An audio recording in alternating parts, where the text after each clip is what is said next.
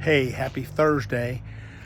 Visited a fellow this week, and he just wanted to talk about his wife. His wife been dead for a little while now, and he just said, Pastor, I just miss my wife. He said, what can you say to help me? What can you do for me? And of course, we talked about the fact that she was ill, and now she's no longer ill, and that he could rejoice in that her time of suffering was over. We talked about other things, talked about the fact that there'd be a reunion one day. We talked about what that might be like in heaven. But here's a sobering thought as in light of the judgment seat of Christ.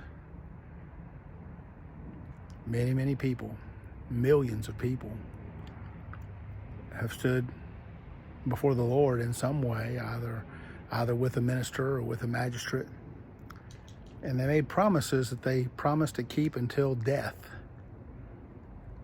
And then they decided they weren't going to keep those promises anymore. I expect one of the things that we'll give account for at the judgment seat of Christ is the kind of husband, the kind of wife that we've been.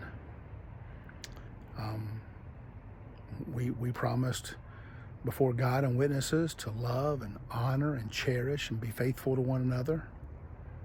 How are you stacking up until death? And I understand things happen. I understand life's not perfect. And I understand all of that. But I also understand what it means to give your word of what you're going to do. And I also understand there are many widows and widowers that would love to have their spouse back just for a moment. Ephesians 5 tells us to submit to one another as husbands and as wives.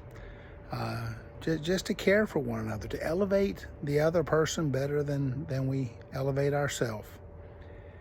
And I think when we stand before the Lord, we'll give an account of the things done in the body. And one of those categories, your regular evaluation that you get in the workplace, it may have how creative are you?